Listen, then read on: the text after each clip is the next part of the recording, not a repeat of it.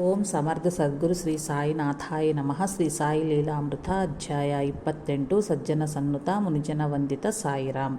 ಆತ್ಮಜ್ಞಾನಕ್ಕಾಗಿ ಪೂರ್ಣನಾದ ಸದ್ಗುರುವಿನ ಅನುಗ್ರಹವು ಅತ್ಯಗತ್ಯ. ಶ್ರೀ ಸಾಯಿನಾಥರು ಹೇಳಿದ ತಮ್ಮ ಗುರು ಸೇವಾ ವೃತ್ತಾಂತವು ಇದಕ್ಕೆ ಆಧಾರವಾಗಿದೆ. ಕೇವಲ ತಮ್ಮ ಇಷ್ಟ ದೇವತೆಯನ್ನೇ ಉಪಾಸನೆಗೈದ ಶ್ರೀರಾಮಕೃಷ್ಣ ಪರಮಹಂಸರನ್ನು ತೋತಾಪುರಿ ಎಂಬ ಜ್ಞಾನಿಯ ಆಶ್ರಯಿಸೆಂದು ಜಗನ್ಮಾತೆಯೇ ಆದೇಶಿಸಿದಳು.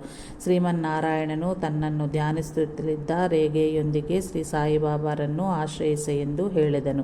ಸಪ್ತಶೃಂಗಿ ದೇವಿ ತನ್ನನ್ನು ಆಶ್ರಯಿಸಿದ ಅರ್ಚಕನೊಂದಿಗೆಯೂ ಹಾಗೆಯೇ ಹೇಳಿದಳು. ಆದ್ದರಿಂದಲೇ ಶ್ರೀಕೃಷ್ಣನು ಮುಮುಕ್ಷುಗಳು ತತ್ವದರ್ಶಿಯಾದ ಮಹಾತ್ಮನಲ್ಲಿ ಶರಣಾಗಿ ಸೇವಿಸಬೇಕೆಂದು ಭಗವದ್ಗೀತೆಯ 4ನೇ ಅಧ್ಯಾಯ 34ನೇ ಶ್ಲೋಕದಲ್ಲಿ ಹೇಳಿರುವನು. ಈ ಪರಮ ರಹಸ್ಯವನ್ನೇ ರಮಣ ಮಹರ್ಷಿಯಂತಹ ಮಹಾನುಭಾವರು ಹೇಳಿರುವರು. ಶ್ರೀ ಸಾಯಿಬಾಬಾ ಪ್ರಪಂಚದಲ್ಲಿ ಎಲ್ಲ ಮತಗಳಿಗೂ ಸೇರಿದ ಮಹಾತ್ಮರುಗಳ ಕೋಟಕ್ಕೆ ಸಾಮ್ರಾಟ್ ಎಂದು ಶ್ರೀ ಮೆಹರ್ ಬಾಬಾ ಕೀರ್ತಿಸುವರು. ಅಷ್ಟೇ ಅಲ್ಲ, ಪೂರ್ಣ ದತ್ತಾತ್ರೇಯ ಸ್ವರೂಪರಾದ ಶ್ರೀ ಅಕ್ಕಲ್ಕೋಟ್ ಮಹಾರಾಜರು ಶ್ರೀ ದುನಿವಾಲಾ ದಾದಾವರ ದಾರಿಯಾಗಿ ಸಾಮಾನ್ಯ ಸಾಧುಗಳವರೆಗೂ ಎಲ್ಲರೂ ತಮ್ಮ ರೂಪವೇ ಎಂದು ಭಕ್ತರಿಗೆ ಅನುಭವ ಕೊಟ್ಟರು. ಈ ಕಾರಣದಿಂದ ಅವರು ಸಶರೀರರಾಗಿದ್ದಲೇ ಶ್ರೀ ಸಾಯಿನಾಥರನ್ನು ಅನೇಕ ಮಂದಿ ಮಹಾತ್ಮರು ಅತ್ಯಂತವಾಗಿ ಕೊಂಡಾಡಿದರು ಮತ್ತೆ ಗೌರವಿಸಿದರು ಎಂಬುದನ್ನು ಗುರುತಿಸುವುದು ಅತ್ಯಂತ ಅವಶ್ಯಕ. ಒಂದು ದಿನ ಶ್ರೀ ಸಾಯಿ ಅಲ್ಲಿದ್ದ ಭಕ್ತರೊಂದಿಗೆ ಇದ್ದಕ್ಕಿದ್ದಂತೆಯೇ ಆ ದಿಗಂಬರಿ ಬರುತ್ತಿರುವನು ಎಂದರು. ಅದು ಯಾರ ಬಗ್ಗೆ ಹೇಳಿದ ಮಾತುಗಳ ಎಂದು ಭಕ್ತರಿಗೆ ಅರ್ಥವಾಗಲಿಲ್ಲ. ಸ್ವಲ್ಪ ಹೊತ್ತು ಅನಂತರ ಬೂಟಿಯೊಂದಿಗೆ ಶೇವ್ಗಾಂವ್ ನಿವಾಸಿಗಳಾದ ಶ್ರೀ ಗಜಾನನ್ ಮಹಾರಾಜರು ಆಗಮಿಸಿದರು. ಅವರು ಮಸೀದಿಯನ್ನು ಪ್ರವೇಶಿಸದೆ ಅದರ ಮುಂಭಾಗದಲ್ಲಿಯೇ ಕೆಲ ಹೊತ್ತು ಕುಳಿತರು. ಒಬ್ಬರು ನೋಡಿದಾಗ ಮತ್ತೊಬ್ಬರು ನೋಡದೆ ಶ್ರೀ ಸಾಯಿ ಮತ್ತು ಶ್ರೀ ಗಜಾನನ್ ಮಹಾರಾಜ್ ಒಬ್ಬರನ್ನೊಬ್ಬರು ಮೌನವಾಗಿ ಸ್ವಲ್ಪ ಹೊತ್ತು ನೋಡಿಕೊಂಡರು. ಅನಂತರ ಶ್ರೀ ಗಜಾನನ್ ಮಹಾರಾಜರು ಶಿರಡಿಯ ಬೀದಿಗಳಲ್ಲಿ ಕೆಲ ಹೊತ್ತು ಅಡ್ಡಾಡಿ ತದನಂತರ ಹಿಂದಿರುಗಿದರು. ಎಂದಿಗೂ ಯಾವ ಮಹಾತ್ಮರ ದರ್ಶನಕ್ಕೆ ತರಳದ ಶ್ರೀ ಗಜಾನನ್ ಮಹಾರಾಜರು ಶಿರಡಿಗೆ ಆಗಮಿಸಿ ಶ್ರೀ ಸಾಯಿನಾಥರ ದರ್ಶಿಸದೆ ಅವರು ಶ್ರೀ ಸಾಯಿಗೆ ಅರ್ಪಿಸಿದ ಗೌರವ ಆಧಾರಗಳಿವೆ. ಅಂತೆಯೇ ಶ್ರೀ ದುನಿವಾಲಾ ದಾದಾರ ಪ್ರಥಮ ಶಿಷ್ಯರು, ಆ ಗುರುಪೀಠದ ವಾರಸುದಾರರೂ ಆದ ಚೋಟೆ ದಾದಾ ಎಂಬ ಸಿದ್ಧಪುರುಷರು ಶ್ರೀ ಸಾಯಿನಾಥರ ದರ್ಶನಕ್ಕೆ ಕಾಕಾ ಸಾಹೇಬ್ ದೀಕ್ಷಿತರೊಂದಿಗೆ ಬಂದರು.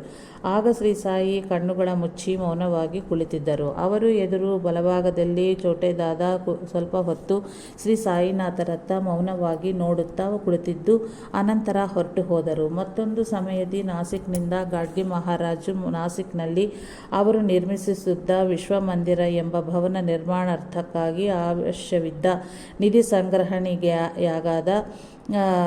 ಕಾರಣ ಶ್ರೀ ಸಾಯಿನಾಥರ ಆಶೀರ್ವಾದಕ್ಕೆ ಬಂದರು. ಅವರನ್ನು ನೋಡುತ್ತಲೇ ಶ್ರೀ ಸಾಯಿ ಅತ್ಯಂತ ಕೆಟ್ಟ ಪದಗಳಿಂದ ಬಯ್ಯಕೂಡಿಗಿಡಿದರು. ಗಾಡ್ಗೆ ಮಹಾರಾಜ್ ಅದನ್ನು ಆಲಿಸಿ ಗಹಗಹಿಸಿ ನಕ್ಕರು. ಆಗ ಶ್ರೀ ಸಾಯಿನಾಥರು ನಕ್ಕರು. ಸ್ವಲ್ಪ ಕಾಲದಲ್ಲಿಯೇ ಭವನ ನಿರ್ಮಾಣಕ್ಕೆ ಅವಶ್ಯವಿದ್ದ ನಿಧಿ ಸಂಗ್ರಹಣೆಯಾಗಿ ಗಾಡ್ಗೆ ಮಹಾರಾಜ್ ಸಂಕಲ್ಪ ಶ್ರೀ ಸಾಯಿನಾಥರ ಆಶೀರ್ವಾದದಿಂದ ಅಪೂರ್ಣವಾಯಿತು.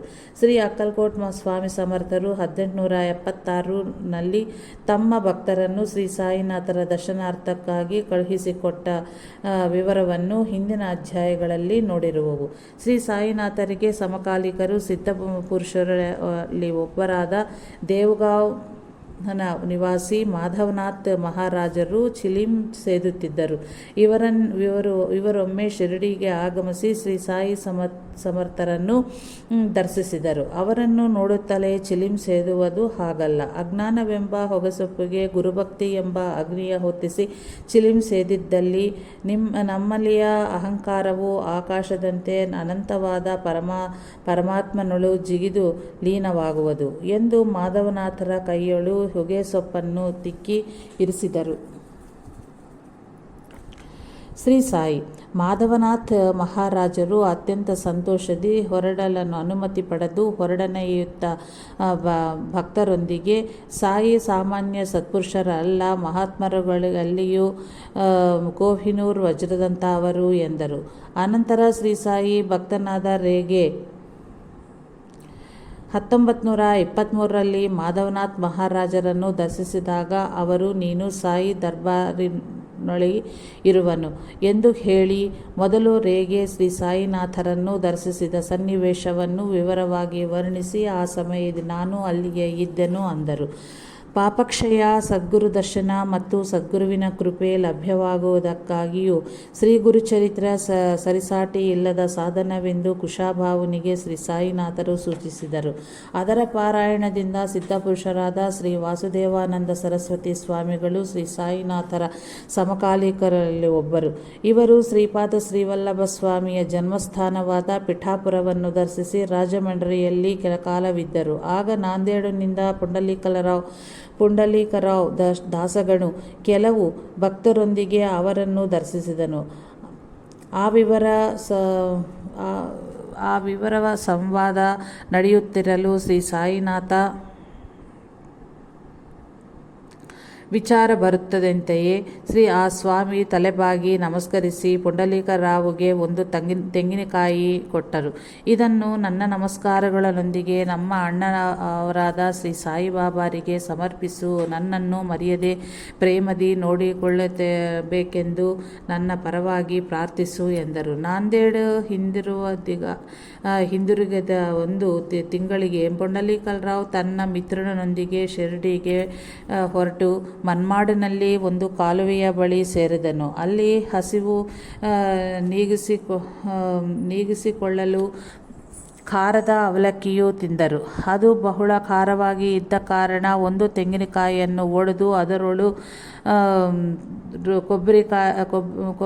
ಕೊಬ್ಬರಿನ ಬೆರೆಸಿಕೊಂಡು ತಿಂದರು. ಅದರ ಅನಂತರ ಅವರು ತಿಂದಿದ್ದು ಶ್ರೀ ವಾಸುದೇವಾನಂದ ಸ್ವಾಮಿ ಶ್ರೀ ಸಾಯಿನಾಥರಿಗೆ ಕಳುಹಿಸಿಕೊಟ್ಟ ತೆಂಗಿನಕಾಯಿ ಎಂದು ಅವರಿಗೆ ನೆನಪಾಯಿತು. ಅಂತೆಯೇ ಅವರು ಶಿರಡಿಯ ಸೇರುತ್ತಲೇ ಶ್ರೀ ಸಾಯಿ, ನನ್ನ ಸೋದರ ಕಳುಹಿಸಿದ ತೆಂಗಿನಕಾಯಿ ಎಲ್ಲಿ ಎಂದು ಕೇಳಿದರು. ಪುಂಡಲೀಕರಾವ್ ತನ್ನ ಅಪರಾಧವನ್ನು ಕ್ಷಮಿಸು ಎಂದು ಬೇಡಿದನು. ಆ ತೆಂಗಿನಕಾಯಿಗೆ ಬದಲಾಗಿ ಮತ್ತೊಂದು ತೆಂಗಿನಕಾಯಿಯನ್ನು ಸಮರ್ಪಿಸಿಕೊಂಡನು. ತಮ್ಮ ಸೋದರ ಶ್ರೀ ವಾಸುದೇವಾನಂದ ಸರಸ್ವತಿ ಸ್ವಾಮಿ ಕಳುಹಿಸಿಕೊಟ್ಟ ತೆಂಗಿನಕಾಯಿಗೆ ಇನ್ಯಾವ ಕಾಯಿಯೂ ಸರಿಸಮಾನವಾಗಲಾರದು ಎಂದು ಹೇಳಿ ಶ್ರೀ ಸಾಯಿ ಆ ಭಕ್ತರನ್ನು ಕ್ಷಮಿಸಿ ಆಶೀರ್ವದಿಸಿದರು. ಶ್ರೀ ಸಾಯಿನಾಥರು ಶ್ರೀ ವಾಸುದೇವಾನಂದ ಸರಸ್ವತಿ ಸ್ವಾಮಿಗಳು ಪೂಜ್ಯರೇ ಹೌದು. ಅವರು ಶ್ರೀ ವಾಸುದೇವಾನಂದ ಸರಸ್ವತಿ ಸ್ವಾಮಿ ತಮ್ಮನ್ನು ದರ್ಶಿಸದೆ ಸಗುಣಮೇರು ನಾಯಕರಿಗೆ ನೀನು ಒಂದು ಶ್ರೇಷ್ಠವಾದ ದರ್ಬಾರಿಗೆ ಸೇರಿದವನು, ಇನ್ನು ನಿನಗೆ ಹೇಳಬೇಕಾದದ್ದು ಏನಿದೆ ಎಂದು ಶ್ರೀ ಸಾಯಿನಾಥರನ್ನು ಪ್ರಶಂಸಿಸಿದರು. ಪರಿಪೂರ್ಣರಾದ ಯೋಗಿಗಾಗಿ ಅನ್ವೇಷಿಸುತ್ತಲಿದ್ದ ಉಪಾಸನಿ ಶಾಸ್ತ್ರಿಯೊಂದಿಗೆ ರಾಹೋರಿ ನಿವಾಸಿಯಾದ ಶ್ರೀ ಕುಲಕರ್ಣಿ ಎಂಬ ಯೋಗಿಯು ಮಹೋನ್ನತ ಸ್ಥಿತಿಯಾಗಿ ಯೋಗಸ್ಥಿತಿಯಲ್ಲೋ ನಿನ್ನನ್ನು ಉದ್ಧರಿಸಬಲ್ಲ ಸಮರ್ಥರು ಶ್ರೀ ಸಾಯಿನಾಥರೇ ಸರಿ ಎಂದು ಪ್ರಶಂಸಿಸಿದರು. ಶಿರಡಿಯ ಗ್ರಾಮಸ್ಥರೊಂದಿಗೆ ಗಂಗಾಗಿರ್ ಬಾಬಾ, ಶ್ರೀ ಆನಂದನಾಥ್ ಮಹಾರಾಜರು ಶ್ರೀ ಸಾಯಿನಾಥರನ್ನು ಎಂತೂ ಅತ್ಯಂತವಾಗಿ ಪ್ರಶಂಸಿಸಿರುವರು ನೋಡಿದೆವು. ಠಾಕೂರ್ ಎಂಬ ಉದ್ಯೋಗಿಯೊಂದಿಗೆ ಕನ್ನಡ ಮಹಾತ್ಮರಾದ ಶ್ರೀ ಅಪ್ಪಾರವರು ಸಹ ಸಾಯಿನಾಥರ ಬಗ್ಗೆ ಹಾಗೆಯೇ ಹೇಳಿದ್ದಾರಲ್ಲವೇ. ಶಿರಡಿಯಲ್ಲಿ 1 ವರ್ಷದ ಕಾಲ ವಾಸಗೈದ ಶ್ರೀ ಮೆಹರ್ ಬಾಬಾ ಅವರು ಗುಪ್ತಾವು ಎಂಬ ಭಕ್ತನೊಂದಿಗೆ ಸಾಯಿಬಾಬಾ ಎಷ್ಟು ಶ್ರೇಷ್ಠರೋ ಎಂಬುದ ತಿಳಿದುಕೊಳ್ಳುವುದು ನಿಮಗೆ ಅಸಾಧ್ಯ. ಆಧ್ಯಾತ್ಮದ ಪರಿಪೂರ್ಣತೆಯೇ ಸಾಯಿಯಾಗಿ ಪ್ರಕಾಶಿಸುತ್ತಿರುವುದು. ಅವರ ವಿಚಾರ ನಿಮಗೆ ತಿಳಿದರೆ ಅವರು ಈ ಇಡೀ ಸೃಷ್ಟಿಯೇ ಗುರುವೆಂದು ತಿಳಿಯುವುದು ಎಂದರು. ನಾಗಪುರ್ ನಿವಾಸಿಯಾದ ಶ್ರೀ ಹಜರತ್ ತಾಜುದ್ದೀನ್ ಬಾಬಾರವರ ದರ್ಶನಾರ್ಥಕವಾಗಿ ಊಟಿ ತೆರಳಿದಾಗ ಅವನೊಂದಿಗೆ ಶ್ರೀ ತಾಜುದ್ದೀನ್ ಬಾಬಾ, ಇಲ್ಲಿಗೇಕೆ ಬಂದೆ? ನಿನ್ನ ಗುರು ಶಿರಡಿಯಲ್ಲಿ ಇರುವರು. ನಿನ್ನ ವಿಷಯದಿ ಹಸ್ತಕ್ಷೇಪ ಮಾಡಲು ನಾನು ಯಾರು? ಸಾಧ್ಯವಾದಷ್ಟು ಬೇಗ ಅಲ್ಲಿಗೆ ಹೋಗಿ ಸೇರಿಕೋ ಎಂದರು. ತಮ್ಮ ದರ್ಶನಕ್ಕೆ ಶಿರಡಿಗೆ ಬಂದಿರದ ಸಾಧು ಮಂಗವರಿಗೂ ಅವರವರ ಸ್ವಸ್ಥಾನದಲ್ಲಿಯೇ ಶ್ರೀ ಸಾಯಿ ತಮ್ಮ ದರ್ಶನವನ್ನು ಅನುಗ್ರಹಿಸಿರುವರು. ಉದಾಹರಣೆಗೆ 1914ರಲ್ಲಿ ನಾಂದೇಡ್ ಸಮೀಪದಲ್ಲಿ ವಾಸಿಸಲಿದ್ದ ದಾಜಿ ಮಹಾರಾಜರವರನ್ನು ತೋಸರ್ ದರ್ಶಿಸಿದನು. ಆಗ ಅವರು ನಿನ್ನೆಯಷ್ಟು ಮಾರುತಿಯ ರೂಪದಲ್ಲಿ ಸಾಯಿಬಾಬಾ ಇಲ್ಲಿಗೆ ಬಂದಿದ್ದರು. ಆಗ ಗುಡುಗಿನಿಂದ ಶಬ್ದವಾಯಿತು ಎಂದರು. ಮಹಾಸಮಾಧಿಯನ್ನೈದ ಅನಂತವು ಶ್ರೀ ಸಾಯಿ ಎಲ್ಲ ಮಹಾತ್ಮರುಗಳಿಗೂ ಸಾಮ್ರಾಟರಾಗಿಯೇ ಮುಂದುವರೆಯುತ್ತಿರುವರು. ಅವರ ಚರಿತ್ರೆ ಮತ್ತು ಅವರ ಆದೇಶದ ಶ್ರೀ ಗುರುಚರಿತ್ರೆಯ ಪಾರಾಯಣಗೈದು ಅವರ ಕೃಪೆಗೆ ಪಾತ್ರರಾದವರಿಗೆ ಇತರ ಮಹಾತ್ಮರ ಕೃಪೆಯು ಅವ್ಯಾಜವಾಗಿ ಲಭಿಸುವುದು. ದಾಸಗಣು 1918ರಲ್ಲಿ ನಾಂದೇಡ್ ಬಳಿ ತಪಸ್ಸನ್ನು ಆಚರಿಸುತ್ತಲಿದ್ದ ಒಬ್ಬ ಬ್ರಹ್ಮಚಾರಿಯ ದರ್ಶನಾರ್ಥಕ್ಕಾಗಿ 3 ಬಾರಿ ತೆರಳಿದರು. ಆದರೂ ಆ ಬ್ರಹ್ಮಚಾರಿ ತಪಸ್ಸಿಯು ದಾಸಗಣುವಿಗೆ ದರ್ಶನವೀಯಲಿಲ್ಲ. ದಾಸಗಣು ಖಿನ್ನನಾಗಿ ಬೇರೊಬ್ಬರ ಮೂಲಕ ಭಿಕ್ಷಾ ಕಳುಹಿಸಿದಾಗ ಅವರು ಸ್ವೀಕರಿಸಿದರು. ಅವನು ಸಂತೋಷಗೊಂಡು ಅವರನ್ನು ಮತ್ತೆ ದರ್ಶಿಸಲು ಯತ್ನಿಸಿ ಸಫಲಗೊಂಡಾಗ ಆ ತಪಸ್ವಿಯು, ನೀನು ಮಹಾತ್ಮರ ಚರಿತ್ರೆಯನ್ನು ಬರೆಯುತ್ತಿರುವೆಯಲ್ಲವೇ ಎಂದು ಅದಕ್ಕೆ 6 ದಿನಗಳ ಮುನ್ನ ದಾಸಗಣು ರಚಿಸಿದ ಕೀರ್ತನೆಗಳಿಗೆ ಬಗ್ಗೆ ಹೇಳಿ ಅವುಗಳಲ್ಲಿಯ ಕೆಲವು ವಾಕ್ಯಗಳನ್ನು ಯಥಾತಥವಾಗಿ ಉಚ್ಚರಿಸಿ, ನಿನಗೆ ಸಾಯಿ ತಮ್ಮ ಪಾದಗಳಿಂದ ಗಂಗಾಜಲವನ್ನು ಕೊಟ್ಟರಲ್ಲವೇ, ಏನು ಮಾಡಿದೆ ಎಂದು ಕೇಳಿದರು. ಅದನ್ನು ಶಿರಸ್ಸಿನ ಮೇಲೆ ಹಾಕಿಕೊಂಡೆನು ಎಂದನು ದಾಸಗಣು. ನೀನು ಸದ್ಬ್ರಾಹ್ಮಣ ಎಂದು, ಸಾಯಿ ಮುಸಲ್ಮಾನರೆಂದು ಅದನ್ನು ಸೇವಿಸಿದರೆ ನೀನು ಅಪವಿತ್ರವಾಗುವೆಯೇ ಎಂದು ತಿಳಿಯದಲ್ಲವೇ? ಎಷ್ಟು ಅಹಂಕಾರ ಎಂದರು ಆ ಬ್ರಹ್ಮಚಾರಿ ತಪಸ್ವಿ. ಹಾಗೆಯೇ ದಾಸಗಣು ಉಸ್ಮಾನಾಬಾದ್ ಬಳಿ ವಾಸಗೈದ ಇಸ್ಲಾಮಪೋರ್ಕರ್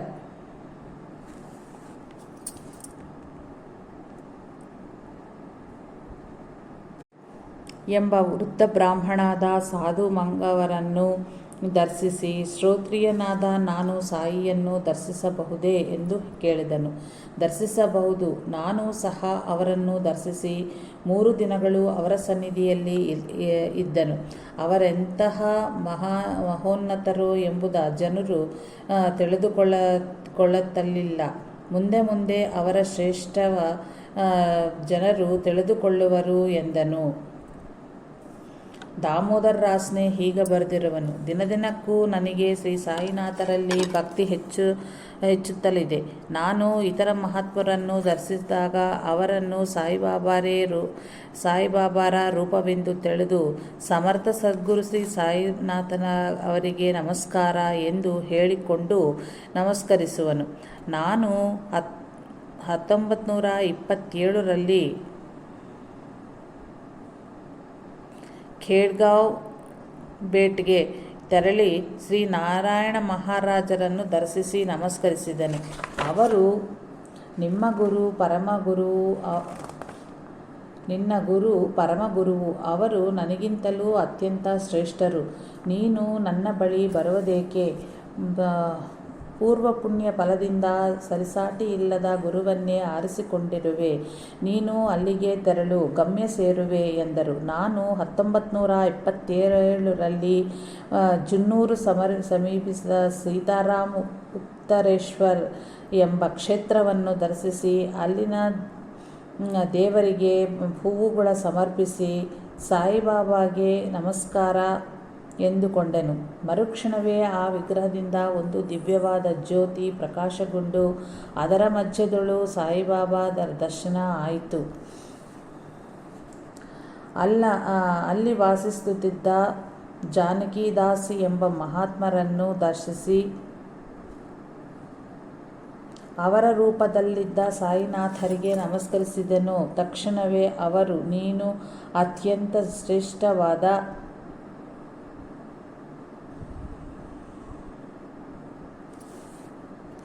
ಅವರ ರೂಪದಲ್ಲಿ ಸಾಯಿನಾಥರಿಗೆ ನಮಸ್ಕರಿಸಿದನು. ತಕ್ಷಣವೇ ಅವರು, ನೀನು ಅತ್ಯಂತ ಶ್ರೇಷ್ಠರಾದ ಮಹಾತ್ಮರನ್ನು ಆಶ್ರಯಿಸುವೆ. ನನ್ನಂತಹ ಸಾಮಾನ್ಯ ಸಾಧುವನ್ನು ದರ್ಶಿಸುವುದಾದರೂ ಏಕೆ? ನಮ್ಮಂಥವರೆಲ್ಲರೂ ಶ್ರೀ ಸಾಯಿಬಾಬಾರ ಪಾದಗಳನ್ನೇ ಆಶ್ರಯಿಸಿದೆವು ಎಂದರು.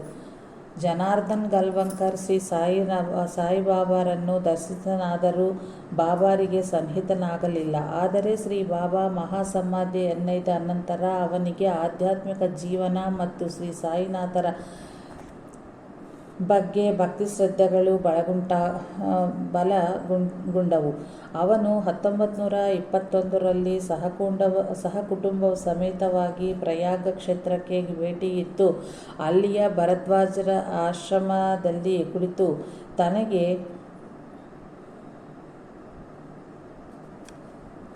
ಯಾರಾದರೂ ಮಹಾತ್ಮರ ದರ್ಶನ ಮತ್ತು ಆಶೀರ್ವಾದ ಲಭಿಸಬೇಕೆಂದು ಬಾಬಾರನ್ನು ಪ್ರಾರ್ಥಿಸಿದನು. ಅನಂತರ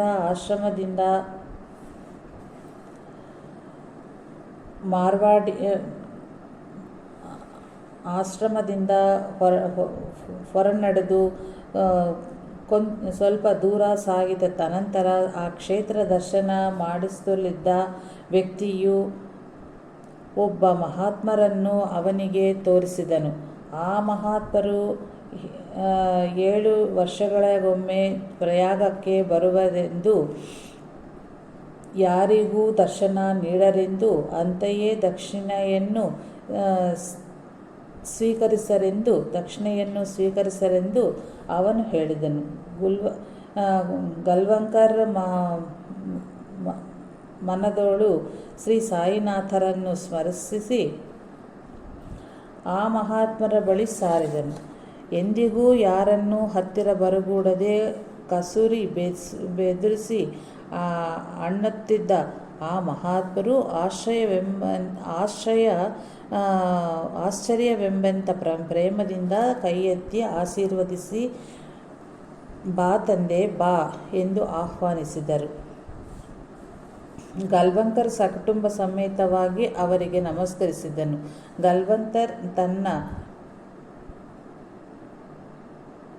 ಜೇಬಿನಲ್ಲಿ ಇದ್ದ 3 ಆಣೆಗಳನ್ನು ದಕ್ಷಿಣೆಯಾಗಿ ಸಮರ್ಪಿಸಲು ಆ ಮಹಾತ್ಮರು ಅದನ್ನು ಅತ್ಯಂತ ಆದರದಿ ಸ್ವೀಕರಿಸಿದರು. ಹಾಗೆಯೇ ರೇಗೆ ಎಂಬ ಸಾಯಿ ಭಕ್ತನು ಹಜರತ್ ತಾಜುದ್ದೀನ್ ಬಾಬಾರ ದರ್ಶನಾರ್ಥಕ್ಕಾಗಿ ನಾಗಪುರ್ ತೆರಳಿದನು.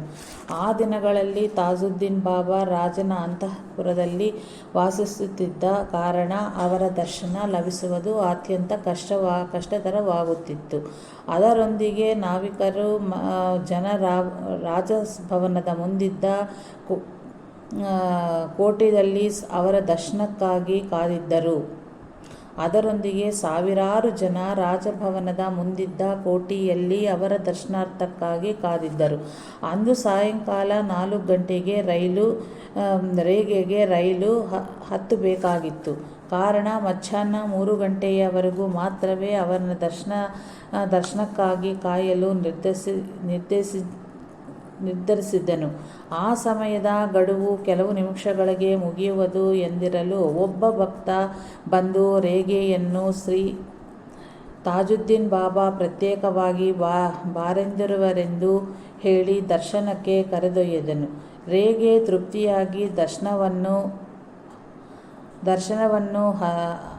ತೃಪ್ತಿಯಾಗಿ ಅವರನ್ನು 10 ನಿಮಿಷಗಳ ಕಾಲ ದರ್ಶಿಸಿ ಅವರ ಆಶೀರ್ವಾದವನ್ನು ಪಡೆದನು. ಕೆಲ ಕಾಲದ ಅನಂತರ ಶ್ರೀ ಶೀಲನಾಥ್ ಮಹಾರಾಜ್ ಆ ಪ್ರಾಂತಕ್ಕೆ ಬರುವರೆಂದು ತಿಳಿದು ರೇಗೆ ಅವರನ್ನು ದರ್ಶಿಸಿ ತನ್ನ ಮನೆಗೆ ಆಹ್ವಾನಿಸಿದನು.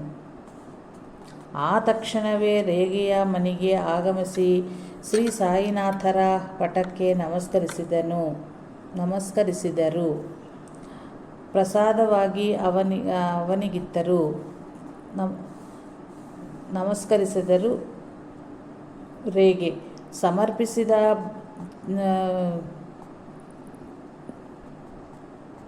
ಚಹಾವನ್ನು ಸ್ವಲ್ಪ ಕುಡಿದು ಉಳಿದ ಚಹಾವನ್ನು ಪ್ರಸಾದವಾಗಿ ಅವನಿಗಿದ್ದರು. ಮತ್ತೊಮ್ಮೆ ಸಾಯಿಖೇಡ ನಿವಾಸಿಯಾದ ಶ್ರೀ ಕೇಶವಾನಂದ್ ಜಿಯರವರನ್ನು ಪುಣೆಯ ನಿವಾಸಿಯಾದ ಹಜರತ್ ಬಾಬುಜಾನ್ ಎಂಬ ಸಿದ್ಧಗಳನ್ನು ರೇಗೆ ದರ್ಶಿಸಿದನು. ಆ ಇಬ್ಬರು ಮಹಾತ್ಮರು ಅವನನ್ನು ನೋಡುತ್ತಲೇ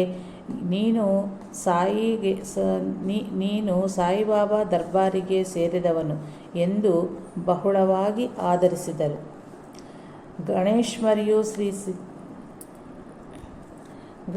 ಗಣೇಶ್ಪುರಿಯ ಶ್ರೀ ನಿತ್ಯಾನಂದ ಸ್ವಾಮಿಯ ಶಿಷ್ಯ, ಸಿದ್ಧಾಪೀಠದ ಸ್ಥಾಪಕರೂ ಆದ ಶ್ರೀ ಮುಕ್ತಾನಂದ ಪರಮಹಂಸ ಹೀಗೆ ಬರೆದಿರುವರು. ನನ್ನ ಸದ್ಗುರುವಾದ ನಿತ್ಯಾನಂದರು ಸಾಯಿಬಾಬಾ ಬೇರೆಯಲ್ಲವೆಂದು ನನ್ನ ಭಾವನೆ. ನಾನು ನಮ್ಮ ದೇಶದಲ್ಲಿದ್ದಾಗ ಪ್ರತಿ ವರ್ಷವೂ ತಪ್ಪದೆ ಶಿರಡಿಯ ದರ್ಶನವನ್ನು ಒಂದು ಬಾರಿಯಾದರೂ ಮಾಡುವನು. ಪ್ರಪಂಚ ಪರ್ಯಟನ ಮಾಡಿದಾಗ ಸಹಸ್ರ ಜನರಿಗೆ ಸಾಯಿನಾಥರ ಪಟವನ್ನು ಹಂಚಿರುವೆನು. ಪುಣೆಯಲ್ಲೊಂದು ಕುಟುಂಬ ಅತ್ತ ಸಾಯಿಬಾಬಾರಿಗೂ ಇದ್ದ ಕಾಕಾ ಮಹಾಜರು ಅವರಿಗೂ ಭಕ್ತರು. ಒಂದು ಬಾರಿ ರಘುನಾಥ ಮಹಾರಾಜರನ್ನು ತಮ್ಮ ಮನೆಗೆ ಆಗಮಿಸಿ ಕೆಲ ದಿನಗಳು ಮಕಾಂ ಮಾಡಿರೆಂದು ಕೋರಿದರು. ಆದರೆ ಅವರು ಅಂಗೀಕರಿಸಲಿಲ್ಲ. ಆಗ ಅವರು ಸಾಯಿನಾಥರನ್ನು ದರ್ಶಿಸಲು ಶ್ರೀ ಸಾಯಿ ಚಿಂತಿಸಬೇಡಿ, ಕಾಕಾ ಮಹಾರಾಜ್ ನಿಮ್ಮ ಮನೆಗೆ ಬರುವನು. 1 ದಿನವಲ್ಲ 3 ದಿನಗಳು ನಿಮ್ಮ ಮನೆಯಲ್ಲಿ ಇರುವನು ಎಂದು ಆಶೀರ್ವದಿಸಿದರು. ಅನಂತರ ವಿಶೇಷವೆಂಬಂತ ಶ್ರೀ ಕಾಕಾ ಮಹಾರಾಜ್ ಅಂತೆಯೇ ಮಾಡಿದರು. ಶ್ರೀ ಸಾಯಿನಾಥರ ಆಜ್ಞಾ ಮಹಾತ್ಮರುಗಳಿಗೂ ಶಿರೋಧ್ಯಾಯವೇ ಹೌದು.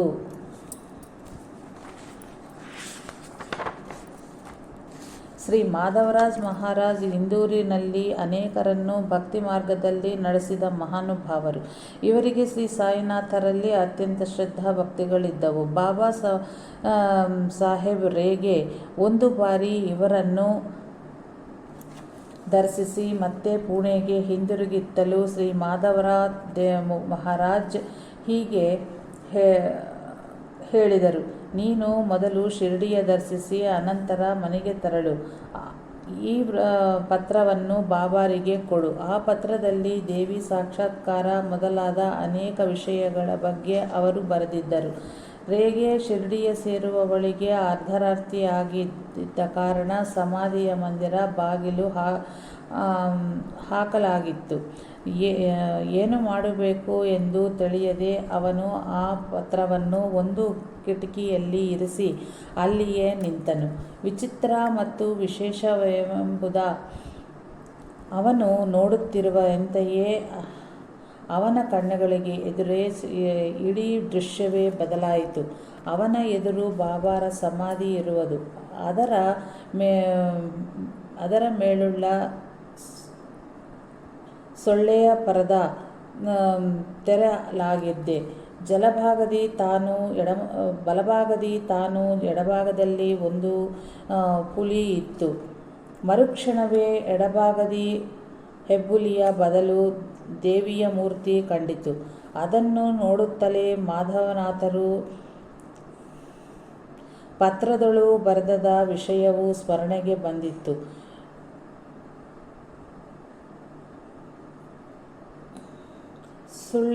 ಸೊಳ್ಳೆ ಪರದೆಯ ಒಳಗೆ ಶ್ರೀ ಸಾಯಿಬಾಬಾ ಚಿಲಿಂಸೆದುತ್ತಾ ಕುಳಿತಿದ್ದರು. ಅವರ ಎದುರು ಕುಳಿತಿದ್ದ ಮಾಧವನಾಥ್ ಮಾಧವನಾಥ್ ಮಹಾರಾಜ್ ವಿಶೇಷವಾದ ಪಾರವಶ್ಯಕ್ಕೊಳಗಾಗಿ ಹಾಗೂ ಹೀಗೂ ತೂಗಾಡುತ್ತಿದ್ದರು. ಈ ದೃಶ್ಯ ಬಹಳ ಹೊತ್ತು ಮುಂದುವರೆಸಿತು. ಅದು ಕನಸಿರಬೇಕೆಂದುಕೊಂಡು ರೇಗೆ ಅನುಮಾನಿಸಿದನು. ಆದರೆ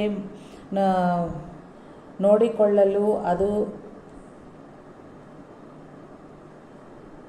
ನನಗೆ ಎಚ್ಚರವಾಗಿಯೇ ಇದ್ದರು. ಹೌದು, ಆ ಪತ್ರದೊಂದಿಗೆ ಮಾಧವನಾಥರು ಸೂಕ್ಷ್ಮ ರೂಪದೊಳು ಶ್ರೀ ಸಾಯಿನಾಥರನ್ನು ದರ್ಶಿಸಿದರು. ಶ್ರೀ ಸಾಯಿ ಅವರ ಪತ್ರಕ್ಕೆ ಉತ್ತರವಾಗಿ ದೇವಿ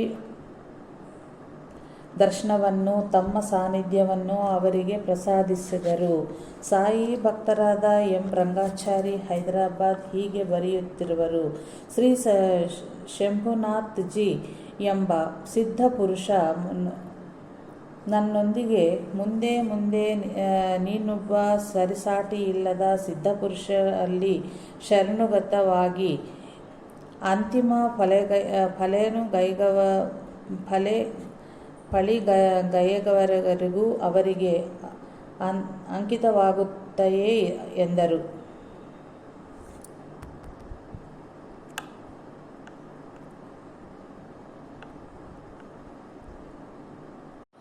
ಸಾಯಿ ಭಕ್ತರಾದ ಎಂ ರಂಗಾಚಾರಿ, ಹೈದರಾಬಾದ್ ಹೀಗೆ ಬರೆಯುತ್ತಿರುವರು. ಶ್ರೀ ಶಂಭುನಾಥ್ ಜಿ ಎಂಬ ಸಿದ್ಧ ಪುರುಷ ನನ್ನೊಂದಿಗೆ ಮುಂದೆ ನೀನೊಬ್ಬ ಸರಿಸಾಟಿಯಿಲ್ಲದ ಸಿದ್ಧ ಪುರುಷರಲ್ಲಿ ಶರಣಾಗತನಾಗಿ ಅಂತಿಮ ಫಳೆಯವರೆಗೂ ಅವರಿಗೆ ಅಂಕಿತವಾಗುತ್ತೀಯೇ ಎಂದರು.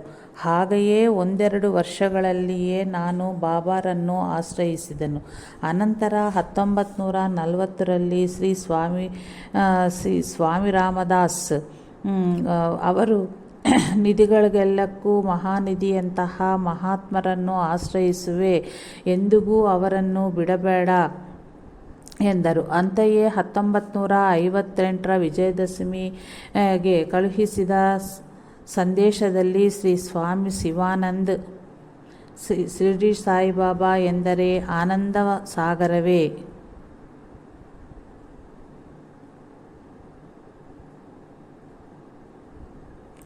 ಸರಿ, ಅದಕ್ಕಿಂತಲೂ ಶ್ರೇಷ್ಠವಾದದ್ದು ಬೇರೆ ಏನಿರುವುದು ಎಂದರು. ಶ್ರೀ ಗಣಪತಿ ಸಚ್ಚಿದಾನಂದರು ಇತ್ತೀಚೆಗೆ ನನ್ನೊಂದಿಗೆ ಶಿರ್ಡಿ ಸಾಯಿಬಾಬಾ ಎಂದರೆ ದತ್ತಾತ್ರೇಯ ಅವತಾರವೇ ಹೌದು ಎಂದು ಹೇಳಿ ಒಂದು ಕ್ಷಣ ಆಲೋಚಿಸಿ ಅಲ್ಲ ಅವರು ದತ್ತಾತ್ರೇಯರೇ ಎಂದರು. ಕೆಲವು ವರ್ಷಗಳ ಹಿಂದೆ ಮದ್ರಾಸಿನಲ್ಲಿ ಒಬ್ಬ ಮಾತಾಜಿಯವರನ್ನು ದರ್ಶಿಸಿದನು. ಆಗ ಆಕೆ ಧ್ಯಾನಸ್ಥಳಾಗಿದ್ದರು. ಕಾಲು ಗಂಟೆಯ ಅನಂತರ ಆಕೆ ಶಿರ್ಡಿ ಸಾಯಿಬಾಬಾ ಎಂದು ನನ್ನತ್ತ ನೋಡಿ, ತ್ರೈತಾಯುಗದಳು ವಸಿಷ್ಠ ಮಹರ್ಷಿಯಾಗಿ, ದ್ವಾಪರಳು ದತ್ತಾತ್ರೇಯರಾಗಿ ಅವತರಿಸಿದರೆಂದು, ಕಲಿಯುಗದಲ್ಲಿ ಶಿರ್ಡಿ ಸಾಯಿಬಾಬಾ ಆಗಿ ಬಂದಿದೆ.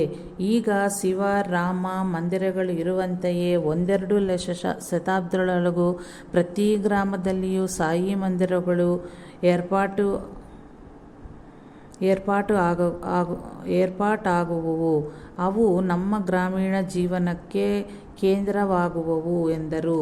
ಒಂದು ಬಾರಿ ಸಮಾಧಿಯನ್ನೈದ ಸಿದ್ಧಪುರುಷರ ಜ್ಞಾನ ನೀಡಲಾರೆಂದು ಕೇಳಿದನು.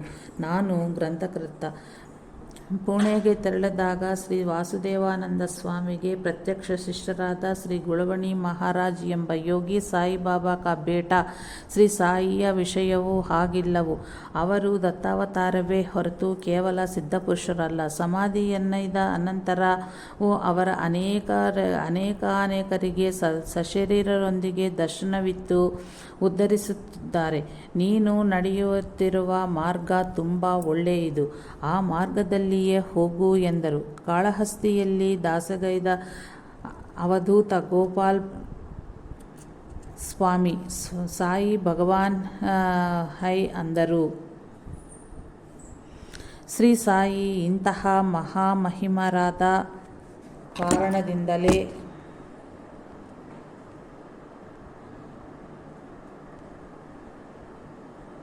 ಶ್ರೀ ಸಾಯಿ ಇಂತಹ ಮಹಾಮಹಿಮನಾದ ಕಾರಣದಿಂದಲೇ ಭಗವದಾವೇಶವಾಗಿ ಆ ಹೆಸರು ಅವರಿಗೆ ಸಾರ್ಥಕವಾಗಿ ದೃಢಗೊಂಡಿರುವುದು. ಸಾಯಿ ಎಂದರೆ ಮಹಾತ್ಮರುಗಳಲ್ಲಿಯೇ ಶ್ರೇಷ್ಠನು ಎಂದು ಬೆಂಗಾಲ್ ಪ್ರಾಂತ್ಯದವರು ಹೇಳುವರು. ಆ ಹೆಸರಿಗೆ ಸರ್ವಕ್ಕೂ ಅತೀತ ಎಂದು ಶ್ರೀರಾಮಕೃಷ್ಣ ಪರಮಹಂಸರು ಅರ್ಥ ಹೇಳಿದ್ದಾರೆ. ಒಂದು ದಿನ ಶ್ರೀರಾಮಕೃಷ್ಣ ಪರಮಹಂಸರು ತಮಗೆ ಚಿಲಿಂ ಸೇದುತ್ತಲಿರುವ ಮಹಾತ್ಮರ ಚಿತ್ರಪಟವೊಂದು, ಧ್ವನಿ ನಿರ್ವಹಿಸುವ ಮಹಾತ್ಮರ ಚಿತ್ರಪಟವೊಂದು ಬೇಕೆಂದು ಕೋರಿ, ಅವುಗಳನ್ನು ನೋಡುವುದರಿಂದ ತೀವ್ರವಾದ ಭಕ್ತಿ ಜಾಗೃತವಾಗುವುದು ಎಂದರು. ಯಾವಾಗಲೂ ಚಿಲಿಂ ಸೇದುವ ಮಹಾತ್ಮರೆಂದರೆ ಶೇವ್ಗಾಂವ್ ನಿವಾಸಿಯಾದ ಶ್ರೀ ಗಜಾನನ್ ಮಹಾರಾಜ್. ನಿರಂತರವೂ ಧ್ವನಿ ನಿರ್ವಹಣೆ ಮಾಡಿದರು ಮತ್ತು ಚಿಲಿಂ ಸೇದಿದ್ದು ಶ್ರೀ ಸಾಯಿಬಾಬಾ.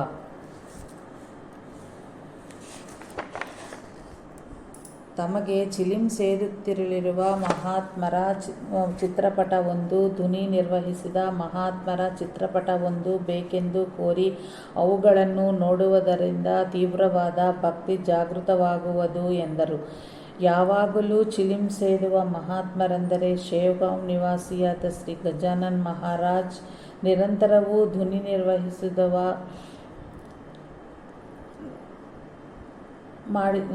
ಮತ್ತು ಚಿಲಿಂ ಸೇದಿದ್ದು ಶ್ರೀ ಸಾಯಿಬಾಬಾ.